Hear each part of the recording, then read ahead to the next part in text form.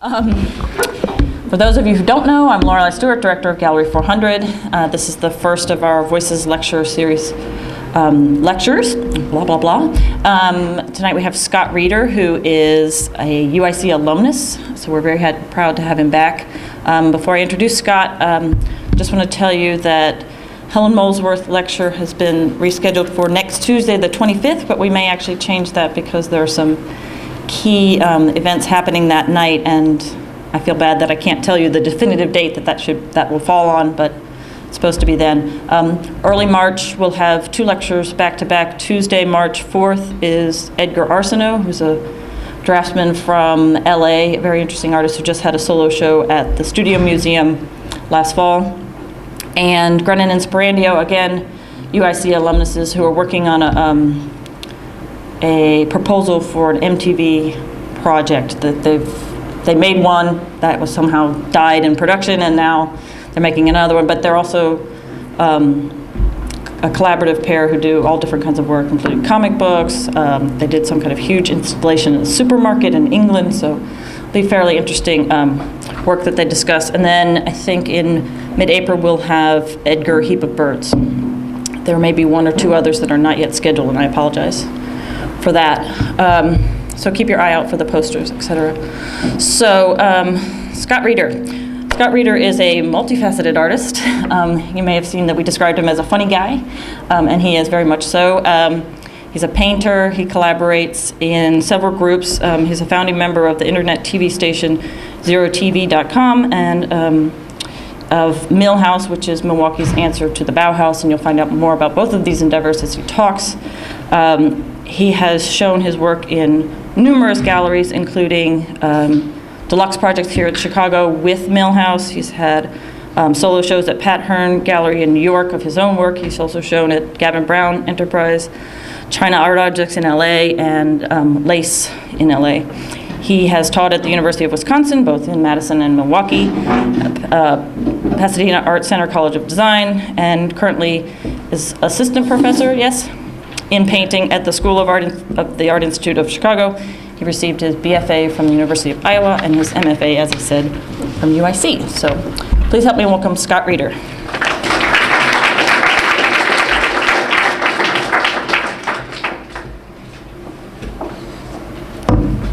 Hi. Is it President's Day? Happy President's Day, everyone. Glad this isn't messing up your plans. Well, I'm going to start with a slide. If you could turn off the lights. I'm trying to figure these out.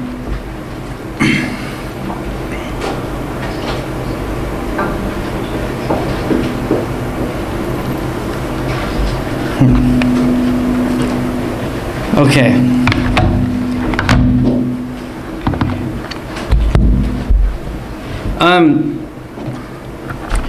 So I'm just going to start by talking a little bit about when I went to undergrad, and it's kind of going back a ways, but I think it did have a big influence on how I turned out as an artist. And I went to University of Iowa, and I originally thought I was interested in writing, and they have this writer's workshop that's pretty well known there. It's a graduate program, but they have a junior version of it. And then once I was there, I got into art, and it ends up that they have a pretty interesting program. They have a painting department that's got a pretty rich history that's pretty traditional, and like Philip Guston and Jacob Lawrence and different people have taught there over the years. And then they have this multimedia department, which is more like, I don't know, UIC, or it's performance, video, stuff like that. And it was just, as an undergrad, it was, the two departments didn't really communicate with each other, but both really had a presence, and it was nice to be able to just go between those two worlds and see, to just get those different points of view. So like in the morning, I'd take a class in the painting department and contemplate every little drip of a painting and what that meant. And then the afternoon, I'd go to this other department, and they'd be, like, let's fill a room with ping pong balls or whatever, installation.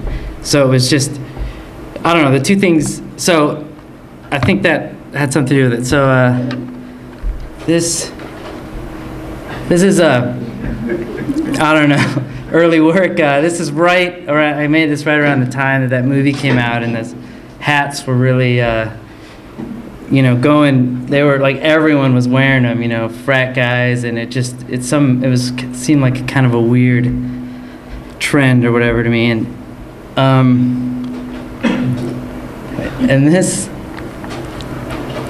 is a painting, the only painting I'm going to show from this time, and this is called Skin Diver Shopping for Glue, and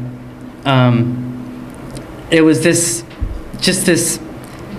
from a series I did that was just called dartboard paintings, where I'd throw darts. I'd have a list of subject matter and objects, and I would just throw darts at this dartboard and somehow decide what to make a painting. And I think it was just a way to make, just an excuse to paint something, not worry about the content, but I like the sort of accidental meanings or weird stories that would come out of that. And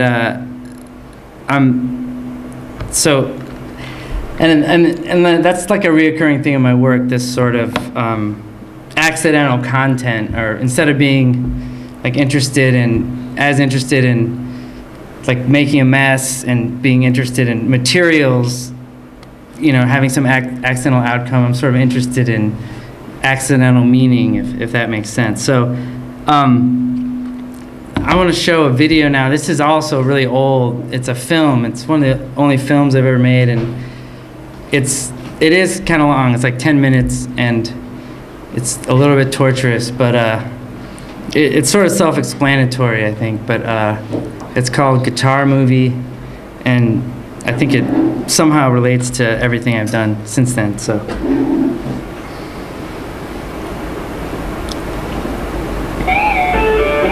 Well, it needs to be rewound, I think.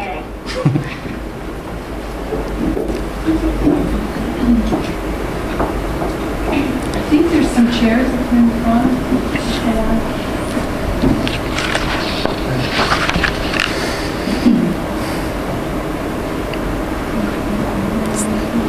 So I guess I'm the guinea pig with this new space. It's not technical things. I thought, oh yeah, this will be easy. Just go back to my old stomping grounds, and feel real familiar. And then I'm like, where the hell am I? You feel your pain. Yeah.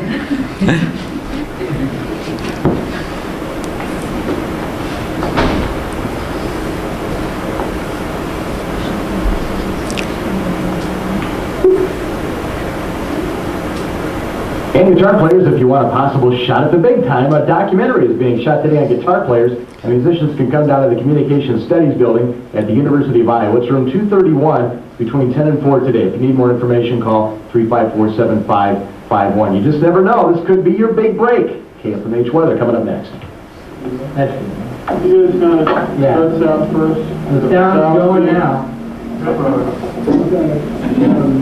The button, huh? Okay. Yeah. Say rolling. Rolling. Scene one, guitars playing. Action.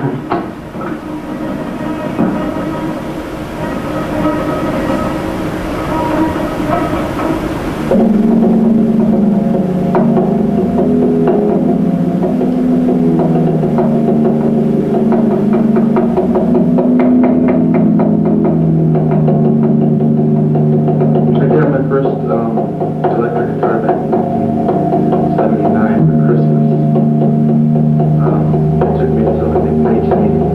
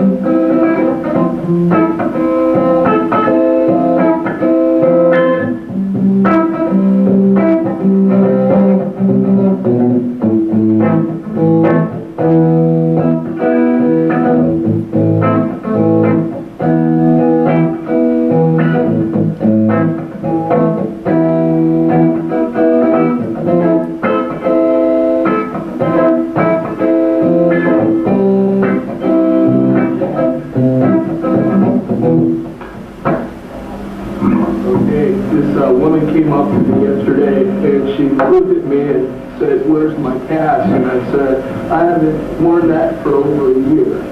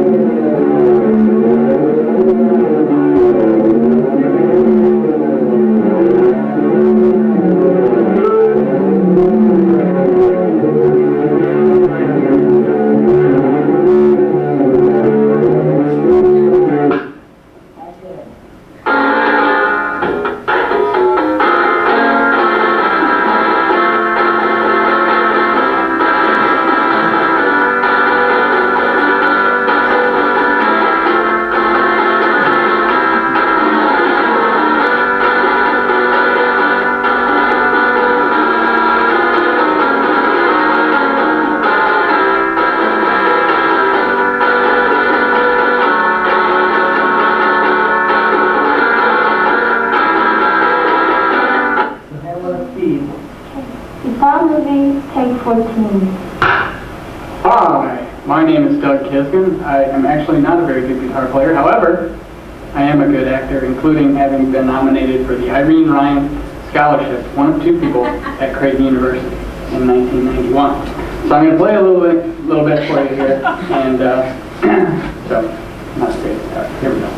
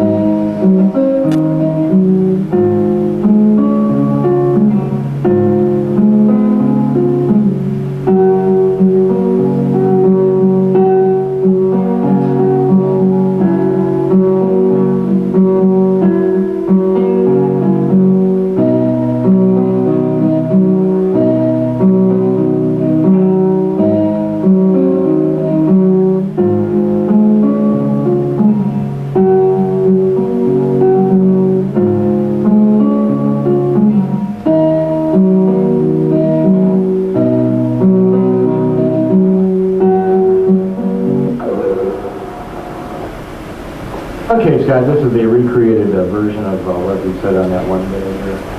There we go. And guitar players, if you want a possible shot at the big time, a documentary is being shot today on guitar players, and musicians can come down to the Communication Studies building at the University of Iowa. It's room 231 between 10 and 4 today. If you need more information, call 354-7551. You just never know. This could be your big break. KFMH weather coming up next. If that isn't okay, give me a call and I'll do another one for you. Thanks. Okay.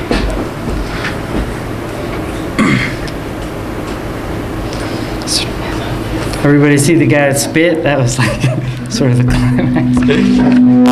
Whoa.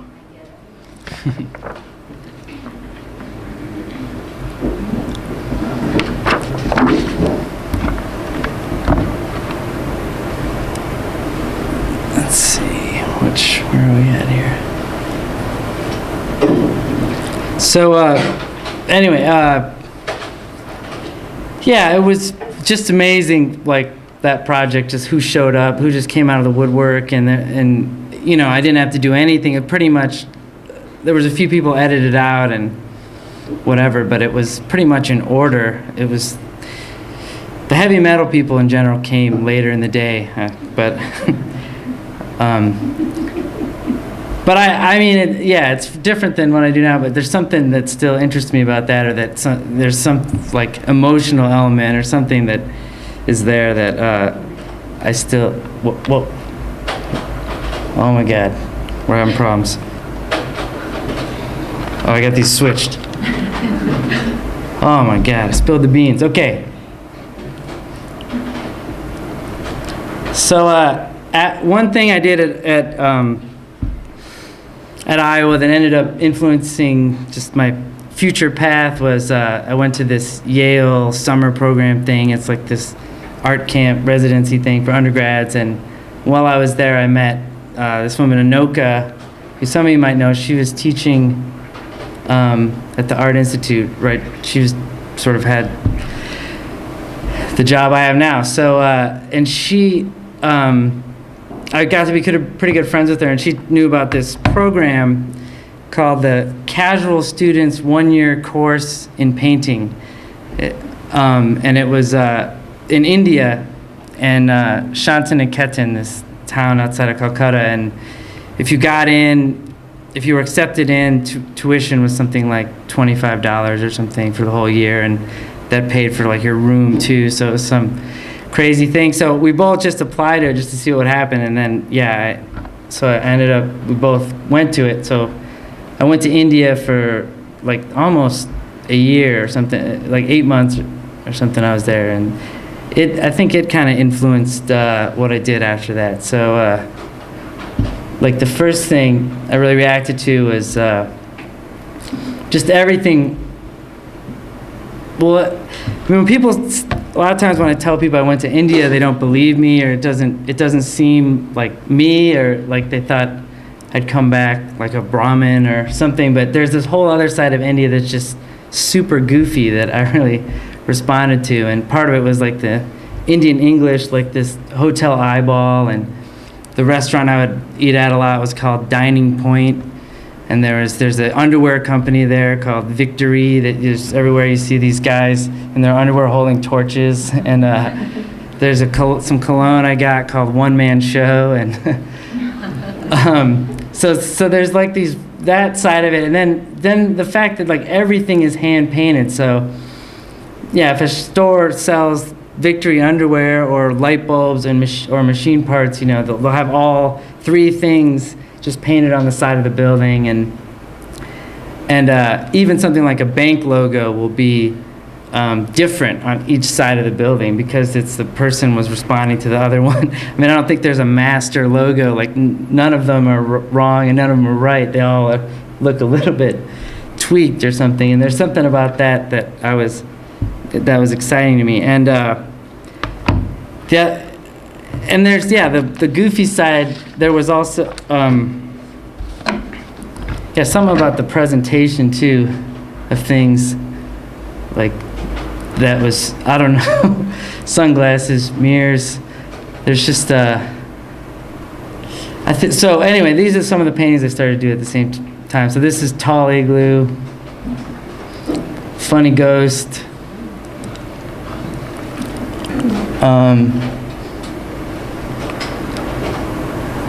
What else? I don't know what that's, camouflage, something, King's Robe. But just this, I don't know, there's something about the goofiness of it that was pencil thinking it's a pen, caveman with gold medal, and like, oh yeah, just to go back to India, like this goofy side of it, you don't hear about. Like there's a temple I visited that had this gigantic like swing set or this thing on chains with a big platform, and I was asking somebody what it was, and I guess it was for statues. Once a year they'll take turns, and a different statue will be picked and given sit on this swing for a whole day, just to relieve the monotony of being a statue for all of eternity. And at that same temple they had this pond where they would have this story contest, and everyone in the kingdom would submit their stories, and they would just throw them all in the middle of this pond, and the last one floating would be the one that would be recorded for all of history, and the rest would just, they're just at the bottom of the pond. So I don't know, there's something about that's spirit that. Okay, so then this I also did in India, Monster, and I had this final show, and I thought, oh yeah, everyone's gonna like this one, it's about the, anti-Western, whatever, and everyone's like, what is this? What is this? What is it? Like they didn't, all of the shape, no one recognized not even one of those shapes. It was just like, whatever, just not universal.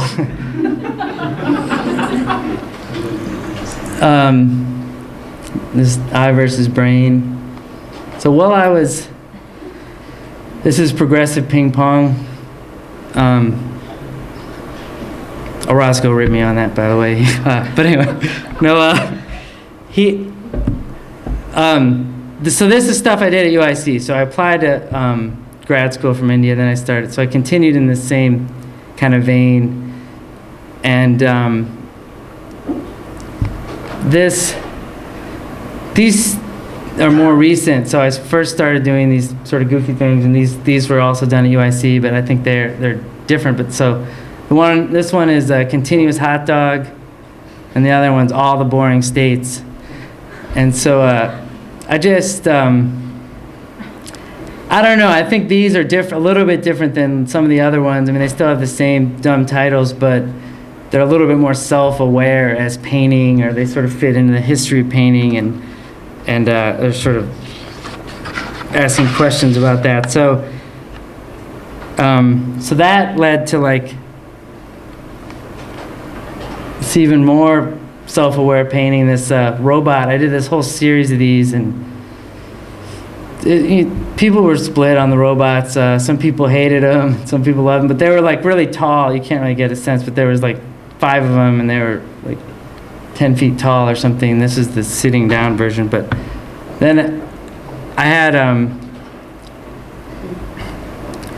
a roommate at the time, Donald Morgan, and he was worked making this kind of, for these people making this sort of rip-off Frank Lloyd Wright furniture, and he got to be really pretty skilled carpenter, and he came up with the idea of doing 3-dimensional robots, and so we collaborated on these sculptures, and they're still one of my favorite things I think I made. But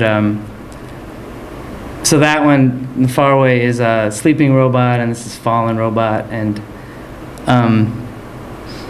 so let's see. And then I sort of skips around, but besides going to Yale, I went to the other art camp, Skowhegan, and I did that I think right before India.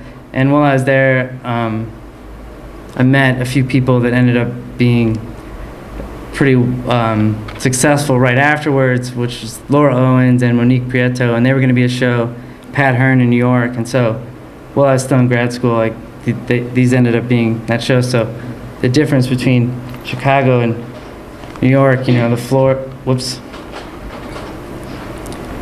You know, the floors are a little nicer or whatever. So, and that, it's kind of how it looked in the back there at the painting. This is some more stuff I was doing in grad school. 7 was Shadow. This was also a collaboration with Donald Morgan. Just idea of something, trying to make something abstract, physical, and just the stupidity of that or whatever. Kind of like, you know, whatever, numbers, whatever. And this is a couple more things. This is that out of focus? Yeah, cement brain. So this is like this 500-pound brain I made out of cement, and I don't know, it might have had something to do with being in this kind of institution, or this sort of institutional creativity or something, or too much thinking, you know, or I don't know. Because, you know, yeah, you know how it is here. But to me, like, theory is a little bit like LSD, you know, a little goes a long way. And, or maybe it's like LSD for adults, you know, where you want to trip out, but you got somewhere to be in the morning, you know, so whatever. But so, and then this was also the same time. It was called Announcement. It was just a sound piece that would go on the wall, and it was taken from some nightly news program. It was just this little trumpet loop that would just play every like 1.5 or 2 minutes, and it would just be like dun dun dun, like something important was going to happen. And it was really good in a critique, because people would be talking and they'd, you know, say something real dumb and it would make it sound important, or then they'd say something real important and it would make it sound dumb, and it was just a long enough time that you would forget it was going to happen, and so whatever. This is souvenirs I made for my thesis show with the 2 other guys that were in the show. And there was also clocks and mugs. And here's some more paintings. And so these are more, I don't know what these, I sort of went from the robots to this idea of these prop paintings, and it's, again, maybe a little bit more self-aware or something than just the joke paintings before, but so that's suggestion box and bookcase. And suggestion box is kind of just this idea of painting usually dispenses information, and this is just the idea of if a painting could receive information, and sort of like painting as bad listener. And this is just how a painting can kind of act as a prop for learnedness, the same way you can have these books on your shelf, and whether you've read them or not, you know, they sort of give it a fancy air, you know, whatever. So, like, I got this idea from this backdrop catalog for photographic backdrop, and it was like for graduation pictures, they'd be in front of something like this, and it was sort of like the smarts, you know, and but the people in front of it always looked kind of doomed, you know, like. So, let's see. So then after UIC, what happened? I moved to Milwaukee and to work on this film, American Movie, with my friend Chris Smith. And while I was there, I did a show at Hermetic Gallery, which isn't around anymore, but it was a pretty neat space, run by this guy, Nick Frank. And so sort of this show was sort of about just the weirdness of doing a show in Wisconsin, or like, what do these things mean the farther you get away from like these cultural centers or from the coasts, or, you know, so it's sort of, these are like these hay bales, kind of like museum benches. So you would walk in to the space and see that, and then there's another room around that's usually like a project room, but I had both rooms for this show, and so you'd like go around the corner, and then you see this, so you just see more, whatever, more stuff. And so yeah, just this idea of these, conflicting systems of value, or if a farmer opened their barn and it was filled with, a bunch of Ellsworth Kellys, wouldn't know what to do with it. Same way, Gagosian, if it was filled with hay, I don't know if he'd be too excited about it, but whatever. So, what's next? Oh, so then, let's see, then I did a show. It might just be a space, wait. One more on this side. Okay. So then I did a show, a solo show at Pat Hearn. I think I lived in Milwaukee for a year, then I moved to LA, and right before I did this show, so, and I sort of continued with these prop ideas. So this is Hillbilly Door.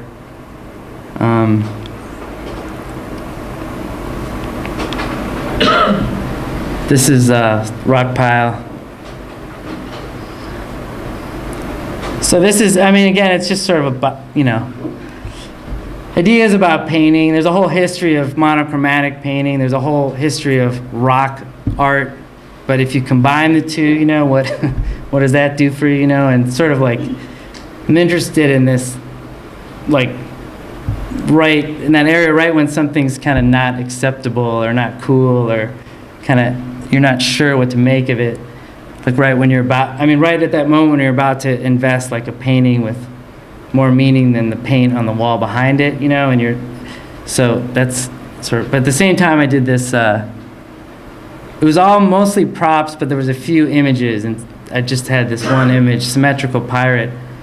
And this actually came out of this article I read about how symmetry is genetically determined, and like they did these it was like some bogus thing, like in Time magazine or something. So they had like, babies are attracted to really symmetrical people, and then they had a picture of like Lyle Lovett, where it was like both sides of, because his face is crooked, they had both sides of his face, and it's supposed to show how much better he looked, and he just looked more symmetrical. He didn't really look better. But then they said a woman is 5 times as likely to have an orgasm with a very symmetrical man, too. So, and it just was starting to like, so I was like, so symmetry can't always be good. And so that's sort of what I came up with. But I guess you should make sure your socks match or whatever. But so this is Sleeping Bag with Pillow. These are all from the same show. Large Rock Pile. This was sort of in the back and in front of this couch, and these were pretty big, so you could sort of meditate on the rock. This is Bone Ladder. French doors.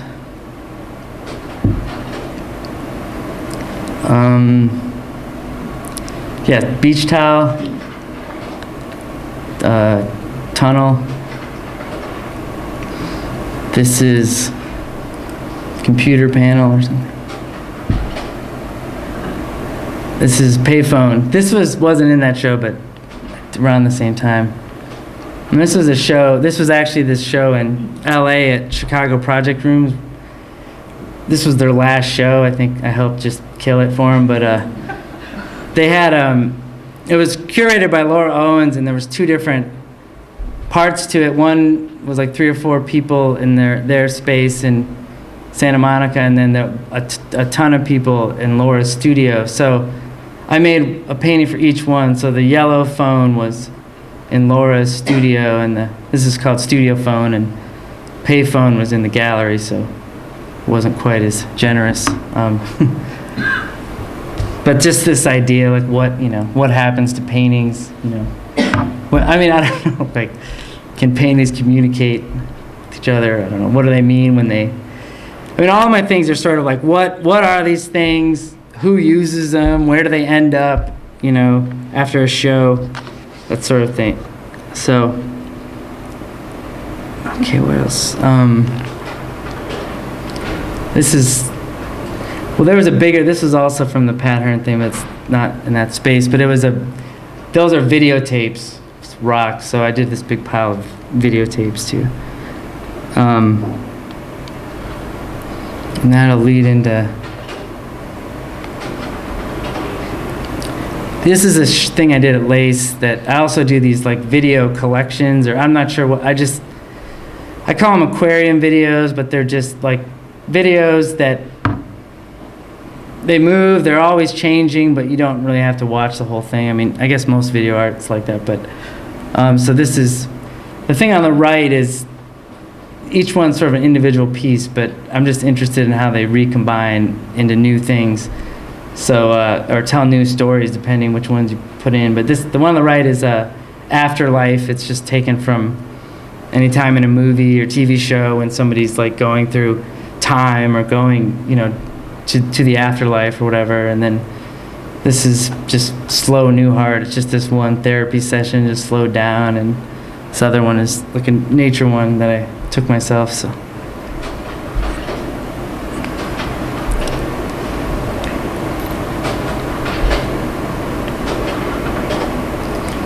This is another video project I started while I was still in LA, Wizards, and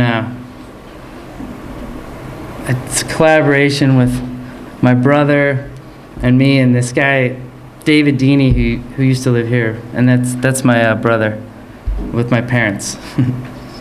So let's see, and this is that's Laura Owens was a small part. That's her upside down right there.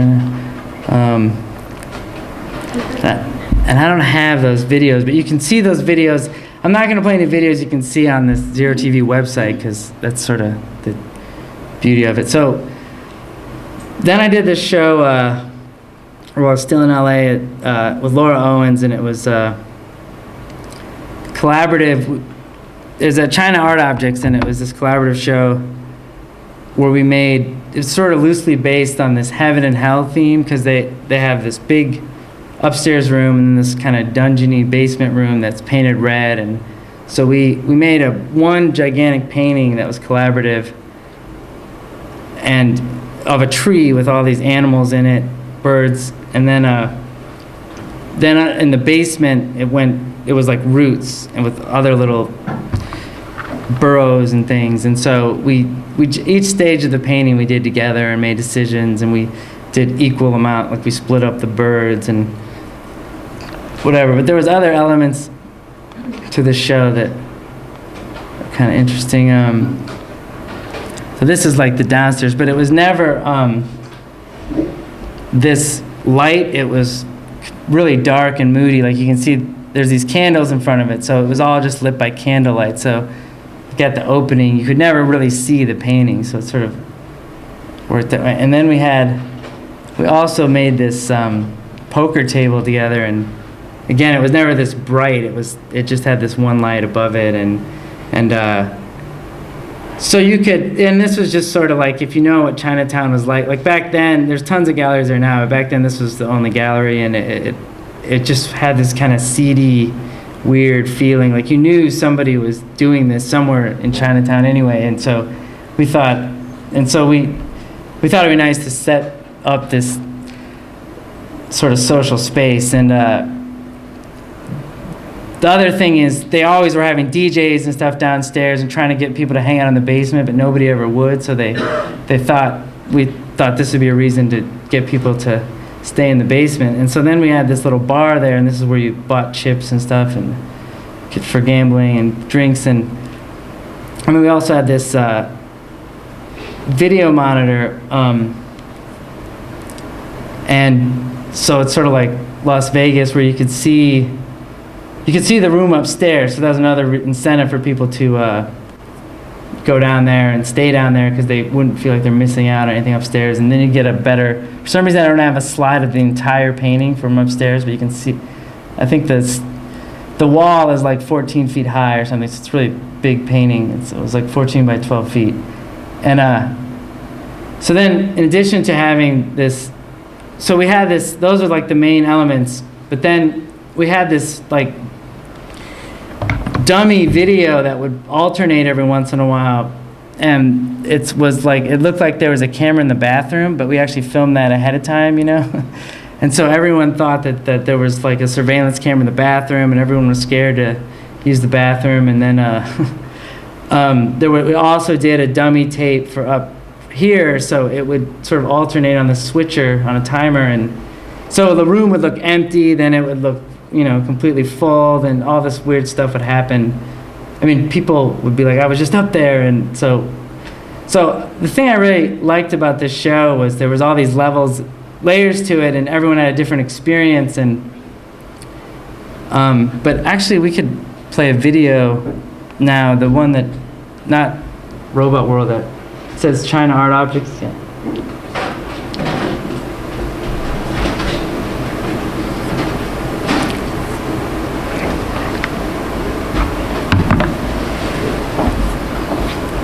So this was the surveillance tape or whatever. So it was funny because everyone. Oh, another element. There was just the thing I liked about this show is there was a few things, and this sort of might be true for a lot of my favorite projects I've done. So this was like this gorilla costume that was left over from the show my brother did, where it came out of the ceiling during the opening and was just there briefly and took off. So some people would see this, some people wouldn't see it. You know, there's a grill upstairs, and they'd run upstairs, you know, and they'd, you know, be like, "There's a camera in the bathroom. That's sick, man," you know, and whatever. And it was just the layers of it was interesting, and I just liked the levels of. We had this intentional things, and then a lot of this stuff came together at the last minute. Like the bathroom cam was one of the gallery guys' ideas, and then there was this other thing where Laura Owen's brother, who's just he's not an artist, he's this soccer player, just sporto dude, and he was the bartender, and he's just on his own initiative started selling drawings. And he was like, "I'm Laura Owen's brother. Here's my drawings. There's the same initial, but they're way cheaper, you know." And his name's Lincoln. So there was all these. I don't know. There's just something about it that was like this complete experience that I was really happy with, because it, you know, involves painting and involves all these other things, and everybody kind of left with a different impression of like what happened. And but it was kind of frustrating because to me it was like the ultimate show, and nothing, you know, nobody, it's like it never happened. And there was something about LA that I just didn't jive with me, where it's real, there's just a couple of people sort of deciding what's important, and everyone else just, you know, really worrying what those people are saying. And there's sort of the coolness, or people don't really, I mean, in general, people don't really make that much stuff, or the people I knew, they would, you know, you'd make one calculated move a year, and I don't know, it just wasn't, plus it wasn't very fun, like nobody had parties, I don't know what it was. It's like you go to a party in LA, and it's like everyone's wondering if there's a better party somewhere else, and sort of looking over their shoulder, so then no party is the right party, because nobody just commits to like having a good time. Everyone's just, you know, it's that, I don't know if it's from Hollywood or it carries over, but everyone's sort of looking over their shoulder. And I mean, it's fun to visit there, but anyway, I guess we could turn this off and go back to slides, or actually might as well put in Robot World. I forgot to put that. I mean, this is kind of a jump, but this is something I made at UIC too, robot related. This is just the climactic scene of Robot World.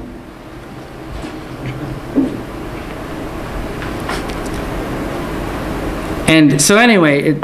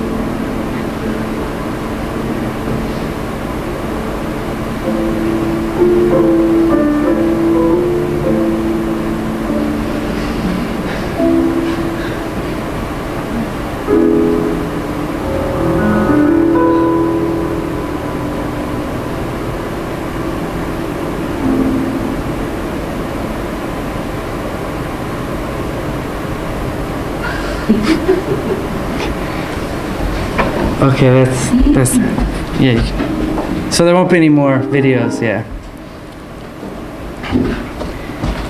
So, oh, anyway, so something about,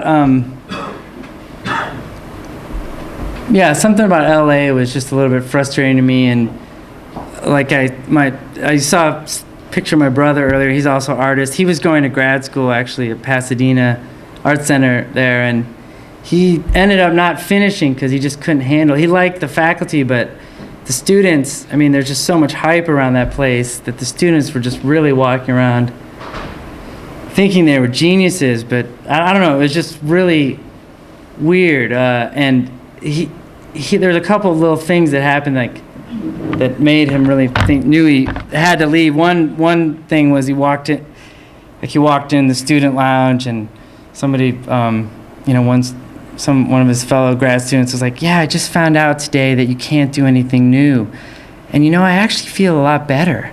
And then this other one was, like, I felt the same way when I found out. It was like unreal. But then he knew he was really in trouble when one time he saw like 3 students literally taking notes, asking like a 50-plus-year-old faculty member what bands were cool, and they were literally like taking notes. So I mean, I don't know. It seemed like a warning sign to us, and so we ended up coming back to Milwaukee, and working on this project again with Chris Smith, who did American Movie, and some other people, and it was Zero TV, this website. And I really don't have any stuff from Zero TV, but there's a lot of stuff on the website. You can check it out at zerotv.com, and it's a bunch of different video content. But yeah, there's more of the.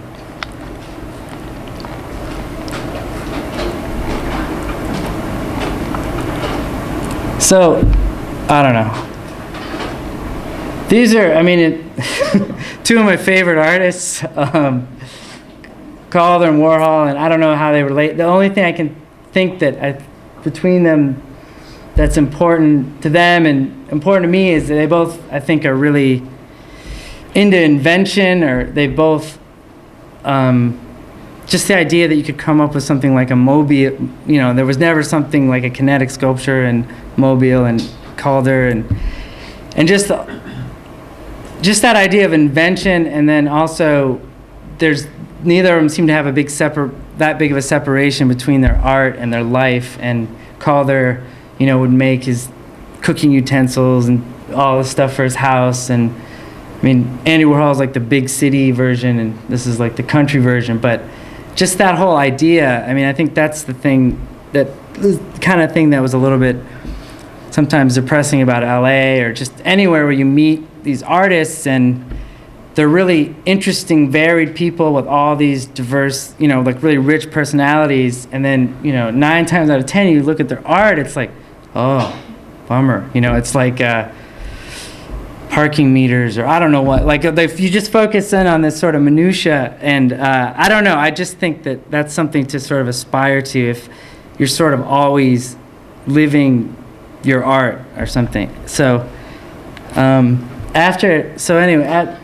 I was back in Milwaukee, I ended up doing this show at Bronwyn Keenan's gallery. It's another place in New York, and it was the show was November 11th, so it was like 2 months after September 11th, and I was still sort of figuring out the show, and it was a pretty weird thing to do and not be there, but to try to figure out what you could do, like Bronwyn Keenan's space is on the edge of Chinatown, which is, even closer to where the World Trade Center was, and it just in Soho, and it still like smelled like smoke and stuff there, and it was just so it just felt weird for me to be like, oh, here I come from Milwaukee with all the jokes, I don't know, so I think I ended up making something a little bit more soft or subtle, and it's maybe the direction I was into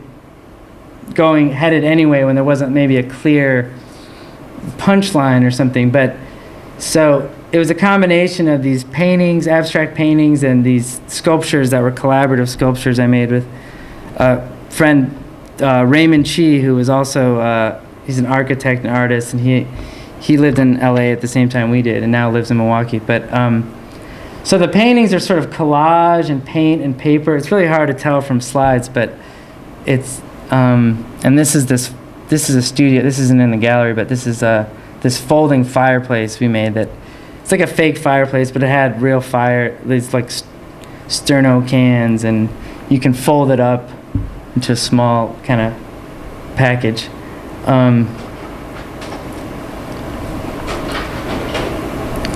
This is a game table. It's like felt and wood. It's made out of this piece of driftwood that we found. Wait, I got mixed up again here. This is this wine rack bookcase that we made, and it's you can't really tell. It's like coffee cans are on the inside, and it's denim, and this is like just this wood, like this kind of cheap, like snow fence. I don't know what this lath or whatever, this wood that's just been stained, and then there's a planter in the top, and then you can flip it different directions too. There's like cork on the bottom, so it's like you can use it as a message board if you had it turned the other way. But so I don't know, I mean, just some kind of goofy design. And this is maybe the beginning stages of this collective Millhouse, which is something we're still trying to figure out, a bunch of people in Milwaukee. But there's some design side of it that we want to just make stuff, you know, that for like usable, functional stuff. So, and these are some more of the paintings. You can get an idea of the scale.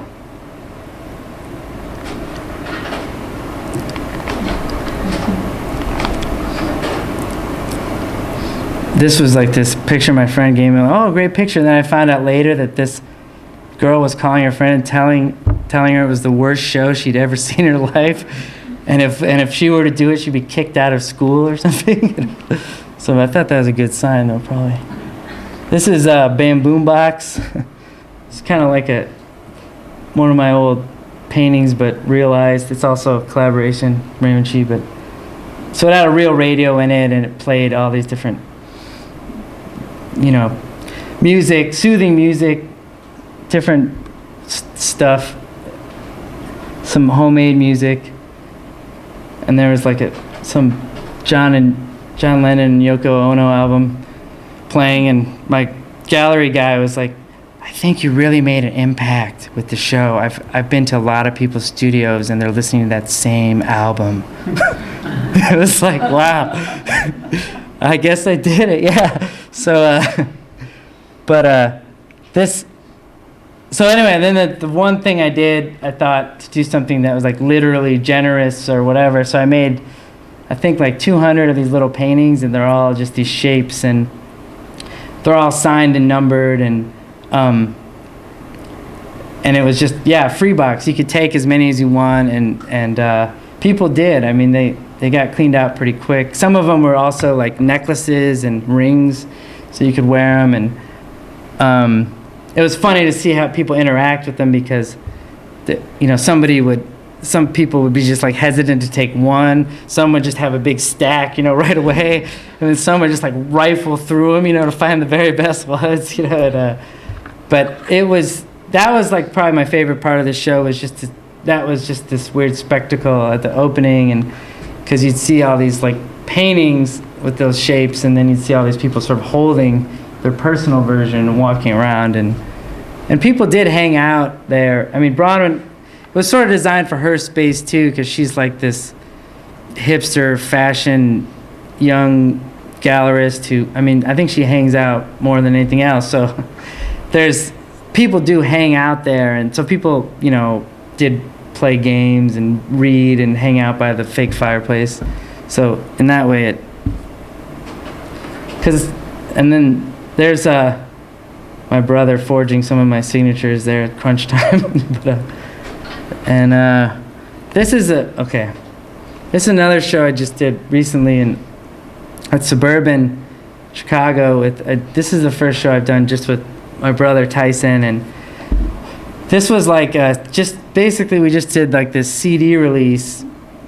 It was called Okemos, which is the name of our hometown that grew up in Michigan. It's just this little town, and we made this CD, we made this concept album. We've had like this secret band that the main venue that we've ever has been, we've had the band for about 10 years, and the main venue has been our parents' house. And no one's ever heard it, and for some reason we thought, oh yeah, this would be a great thing to do in that space. You can't really do anything, it's so small.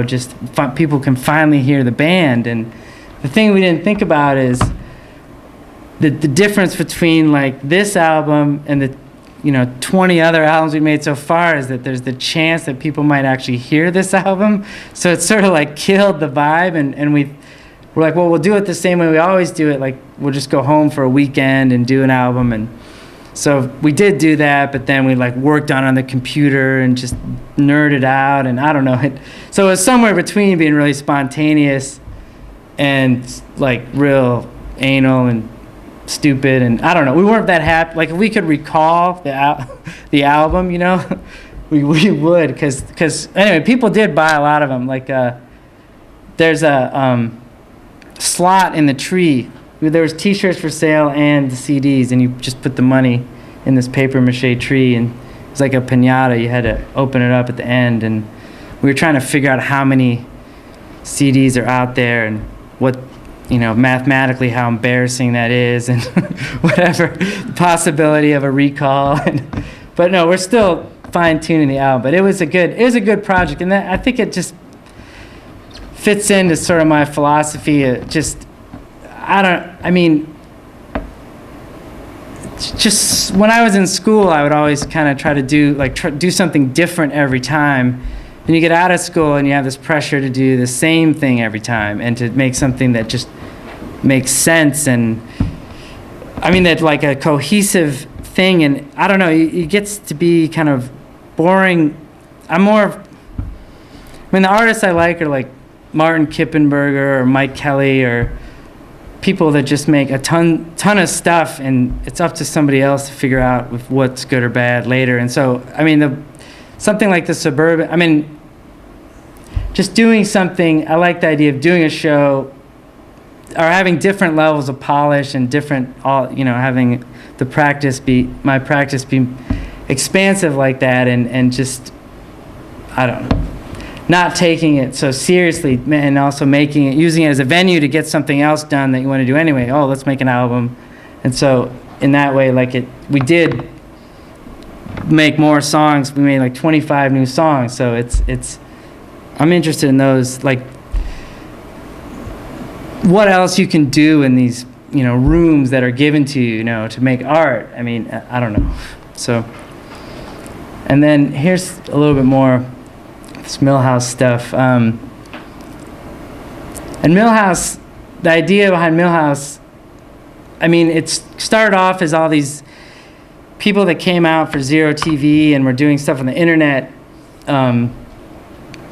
It's been really fun and rewarding, but after a while, you just, even though you can tell like all these people are seeing your stuff, like probably 100 times as many people will see something I do on the internet than if I had a video in a gallery or something, or probably more than that. Depending what our web traffic is, but it just, after a while, it's just kind of alienating, because you don't know who these people are, and it's just sort of who is Fat Guy 365, and do you care if he's a big fan or not, and so I think Millhouse came out of we like this idea of collaborating and working as a group, but trying to give it like a physical presence or something, and maybe engage a little bit in an art context. And it's also maybe trying to capture this spirit in Milwaukee that was already there. There's this crazy collective spirit that's been there like long before we moved there, and it's just something about being on the outside like that, or the size of the city, that people there's just this generosity that's just crazy. And there's 2 other spaces that are a big deal. There's this place, Pumpkin World, that's run by this guy, Zav LaPlay, that's like this co-op film, video, collective, band rehearsal spot. And then there's this performance space called Darling Hall that's mostly run by this woman, Teresa Columbus. And I mean, I could do separate lectures just on each of those spaces, but there's this whole history of doing stuff together, and somehow Millhouse is this blanket term that we're sort of throwing around, trying to capture that energy. So we did this show at Deluxe Projects where we sort of transplanted, we try to make this mobile Milwaukee, I don't know what it is, but it's this sort of modular furniture all based around this common element of like the milk crate. So it's like these milk crates that you can stack, and they all say, you know, not for whatever, you will be prosecuted if you have this or whatever. And so we made like these bunk beds, and we lived in the space for 4 weeks, and every weekend there was a different event. And it was sort of out of reaction to just the phenomenon of everyone comes to the opening, but these weird, out-of-the-way places, nobody ever comes after the opening, so nobody else sees the show. So we thought, well, if we have a different event, we'll do, maybe people will come throughout the duration of the show, and it was just kind of an experiment. So then we made like for the show, we made all these cards. Every card was different. So they all were handmade. All the invitations were all different. And then we sort of continued that thing. The opening night there was supposed to be these videos, but my brother, who was late with the videos, never showed up until really late. And then it ended up turning into this kind of spontaneous, like, drawing party. And everyone, where is that? It was pretty fun. Like, everyone that came to the opening ended up making stuff right there, and then it just hung up on the wall. And the show was always changing like that. We kept like making new paintings and doing different things. And this is there was all these different things. Like the second one was we had a 12-hour cookout, and it started from 9 a.m. to 9 p.m. It was during like the Navy Pier show, and we thought maybe people would be hungry and go to that. But there was like this, I don't know if you remember last year, but it was this like monsoon conditions. There was like rain, and like nobody came to the show basically. But the one person that came is this guy, Walter Robinson from ArtNet, and he ended up writing about it. So it was pretty much like him and my parents showed up. So it was pretty good that, they ended up, whatever, people, but, and so we did all these. It's hard to explain. It's a pretty big production. And then there was but the idea was that each weekend the modular kind of furniture could change into something else. So it was bunk beds, and then the next weekend it was a stage, and a band performed. We had this interactive band, and then I'm trying to think. Oh, then it was a screening. We made this 2-hour movie at the end called Goodbye the Movie. It sort of documented everything that happened. And then at the very end, we turned the bunk beds into rafts, and maybe one raft. Oh, that's like that was the juice bar. I didn't show that.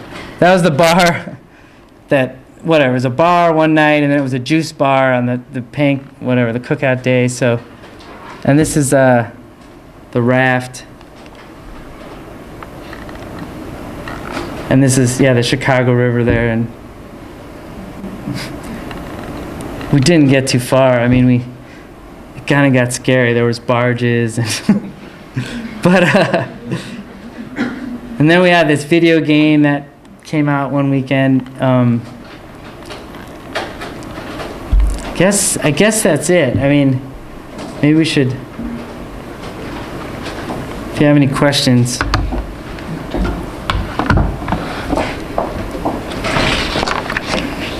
But I can explain a couple more things. that happened. Yeah, I mean, yeah, like there was this interactive band where you would control the band with lights, and it connects back to this website that we have, another website that we have called the Song Machine, where anybody can submit lyrics and we make them into songs for free. And so you just type in lyrics, and different bands around town make them into songs, and also different bands. Any band can take some of the lyrics and make a song, and we'll put it up on the site. So that's happened a few times. Like, there's been some outside bands that have done that. And so we did sort of a live version of that where people would sing lyrics that we got off the website, but you could also control the band using lights that were these light boxes based on the Milk Crate thing. And so that would control what instrument was playing. So it's kind of like when you see a band and you're always like, oh, this band would be great, if it wasn't for that singer, but in this case you can just turn off the singer or turn it back on. And I mean, it wasn't like scientific. The people had to respond to their own light, so they could, I guess, decide to ignore it. But they would also control volume, so it was sort of like this light and sound, some hippie whatever experiment. But it was actually, that was like really like the best day. That was like really fun and successful, and there was kids in the building that got in there, and it was interesting to see how like some people were just good mixers and some people were bad. I mean, some people understood how to control a band, and some just were like turning the lights on and off. But I'll open up to questions or.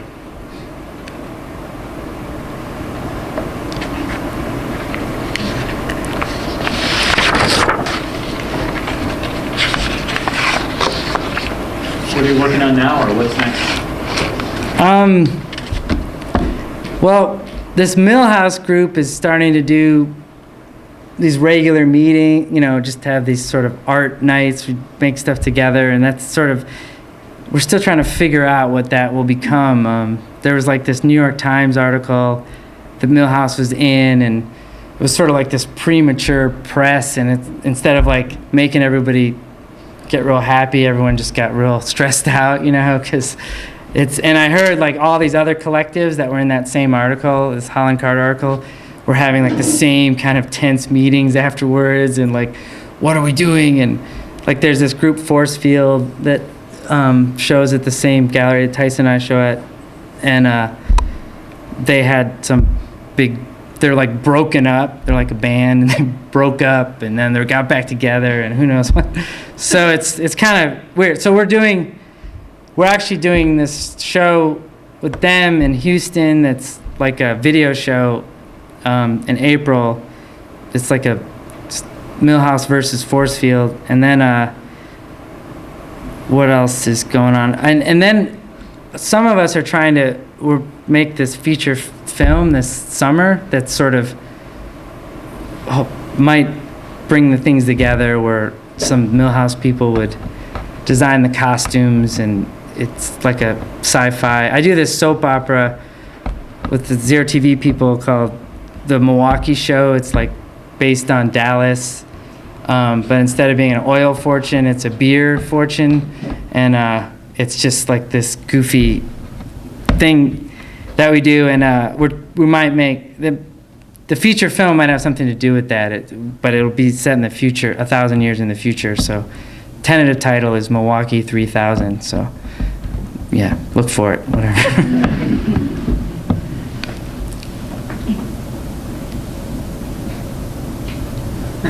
Do you make paintings still? Yeah. I had a painting show in September or something at this guy's. There's this place that my brother and I both show called Daniel Reich, and it's this guy's apartment in Chelsea, and it's like a really small place in a really good location. So it's like this teeny tiny apartment, and he lives there, and he just moves his bed and puts it in the shower, when he has a show, and but he's getting like all this attention, and I think just because the location's so good and the economy is so bad. I mean, like a small gallery with small little cheap stuff is probably good, or people are the pendulum swinging back, so people think that's interesting again or something. And so, yeah, I did a show there that was all like flower paintings. It was just like a flower shop with these, I don't have any slides of it for some reason, but it was just these little shelves with like shaped canvases. So it was just like all these crazy shaped and colored flowers. But it's an interesting phenomenon. Yeah, Daniel, he's a weird dude, but it's a good. I mean, you should definitely, if you guys if anyone goes to New York, check out that space because now there's like a lot of these apartment galleries, and he's like the established apartment gallery, which is kind of weird. But he had a booth at that Stray Show thing. I don't know, maybe people saw that, but yeah. So I still make paintings.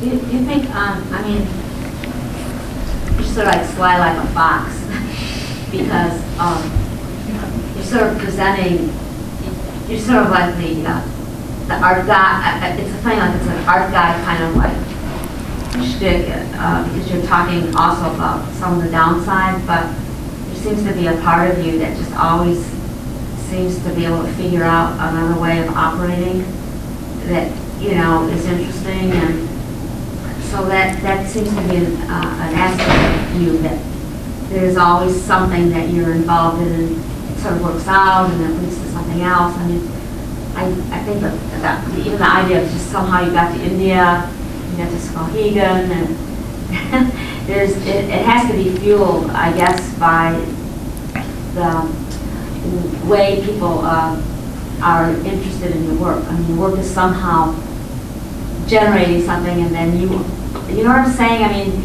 as you present yourself, it seems like nothing's happening, but in truth, everything is happening.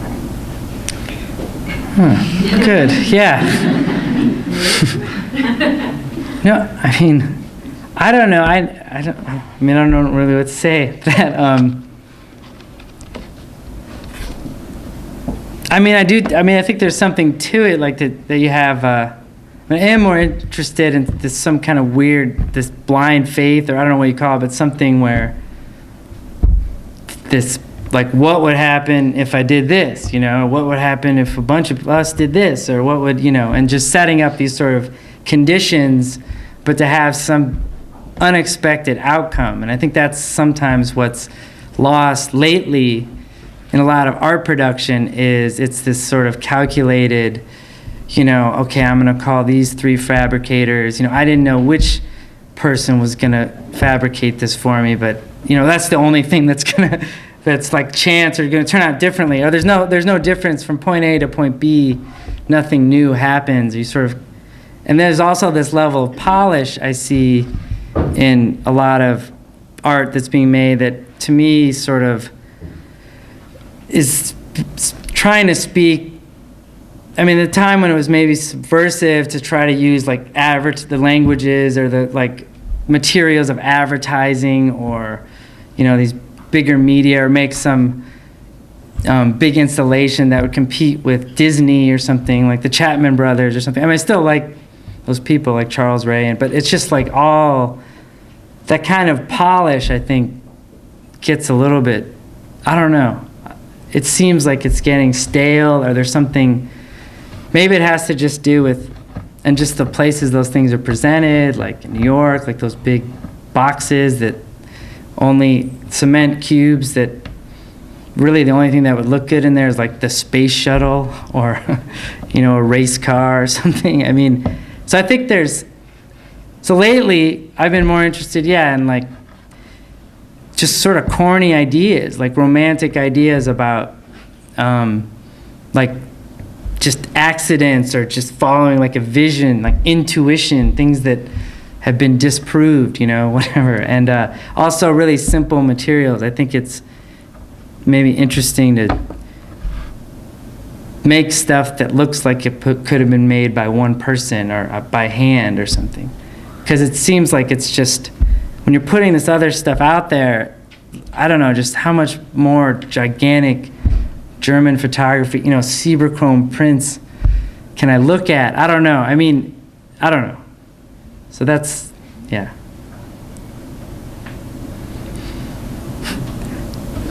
inherent in Anna's question about whether you're still making paintings, I mean, it's interesting for me to see these recent years' work and think about the way that you talk about doing things that, as part of a collective or as a collaboration with one other person versus the Mill House, which is, as you say, is still unformed kind of, where it's a group of people, but it sounds like you think you have a direction, but actually the benefit is that you don't have a direction, that it's still kind of open. It seems like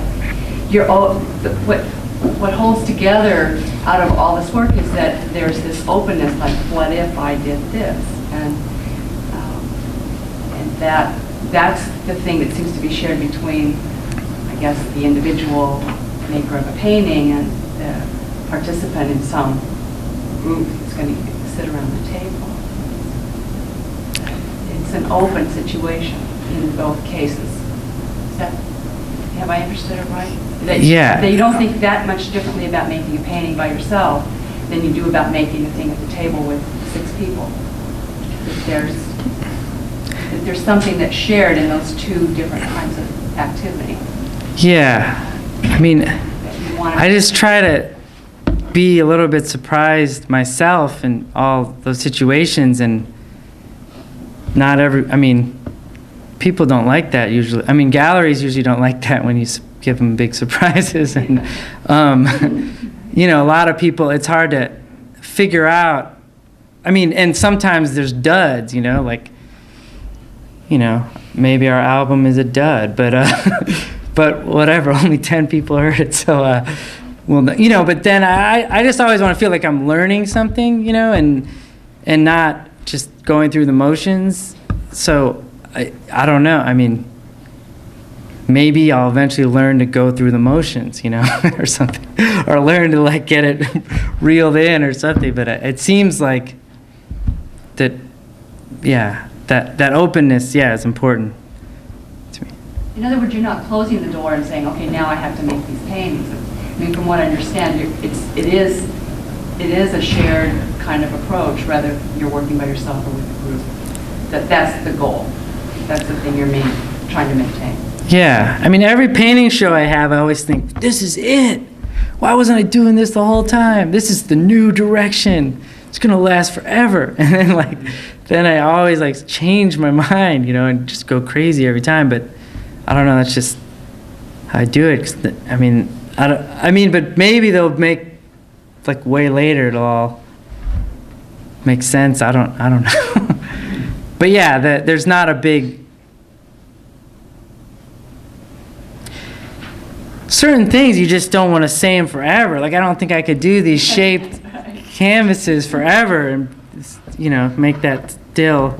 But some people have that ability. I had that show that was kind of making fun of Ellsworth Kelly or something, but I think people that stick to it I really respect too. I mean, all those the old-fashioned way, but I just am into this more expansive, just make too much stuff and just see,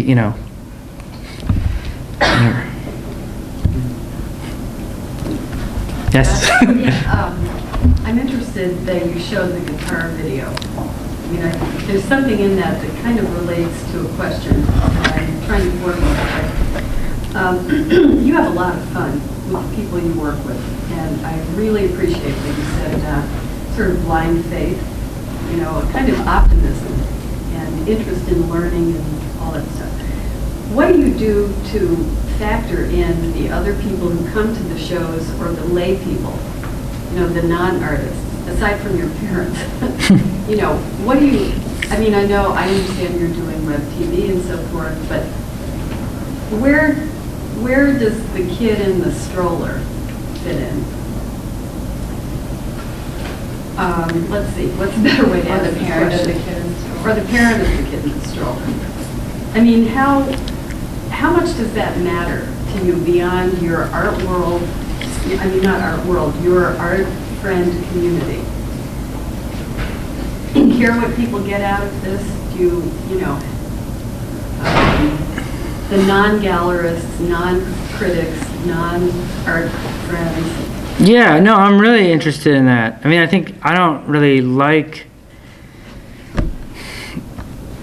I think art is sort of in this weak position where it's losing its connection to the outside world, and it's like all other fields of academia where it's getting more and more specialized, and it just doesn't. It seems like it's not caring. It's become so insular and so like self-analytical that it's sort of losing what little power it has. It's sort of policing itself, and I think that's kind of damaging, and I think art should do something. I mean, I think good art is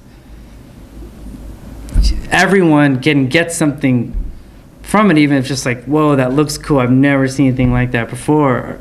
But I think it's sort of at this point where it's like art about art, and it's like if every novel was about writing and every film was about filmmaking and every song was about the meaning of sound.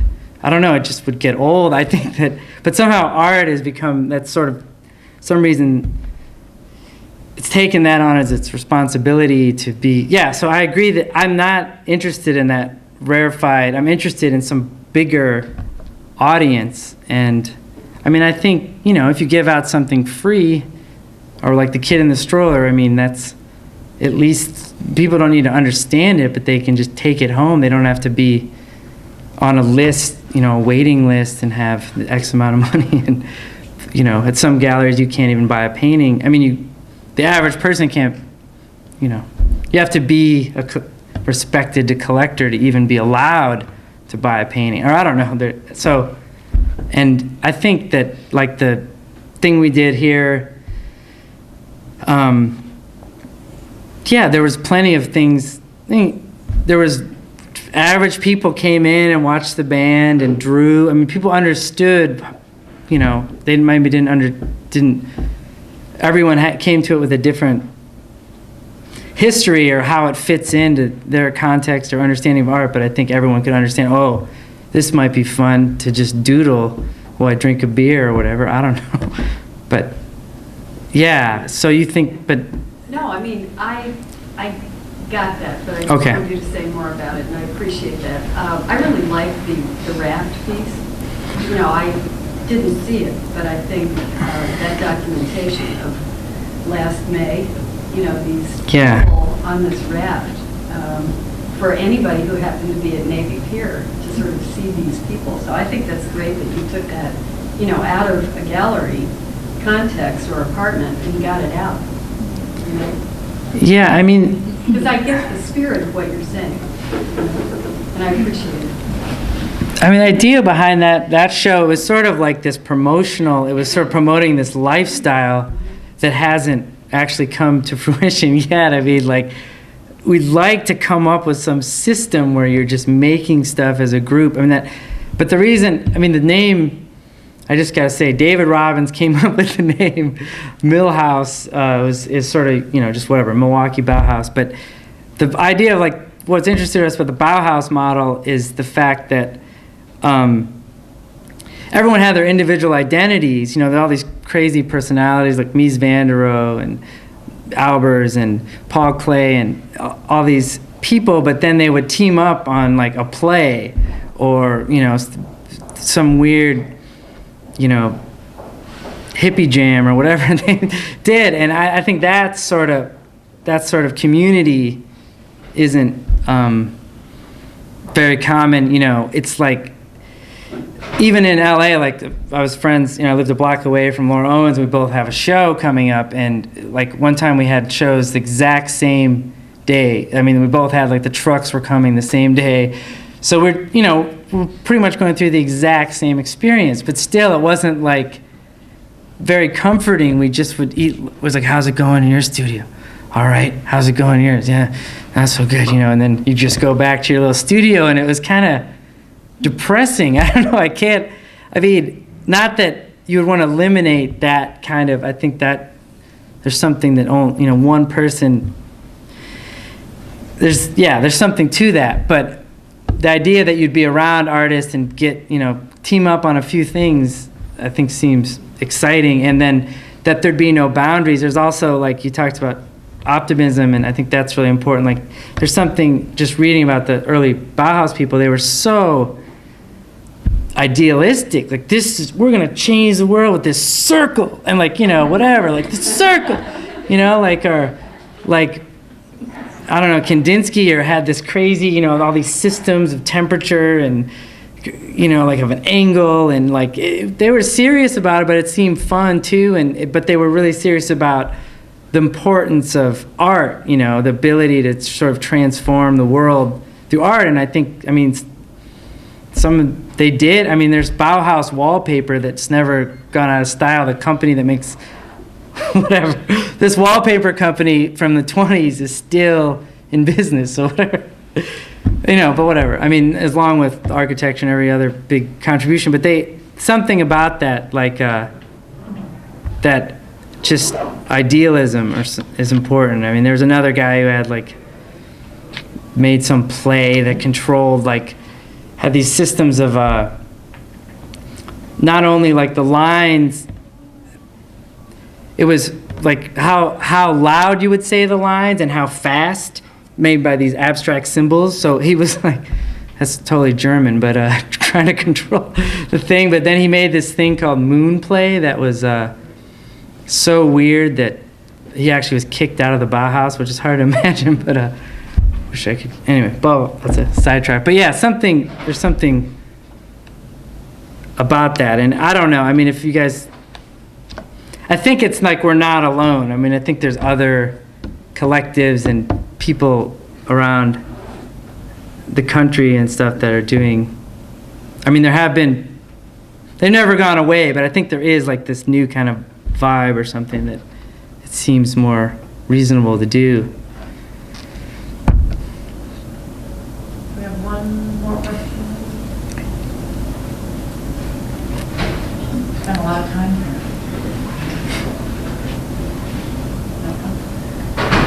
Well, thank you, Scott. Yeah, thanks.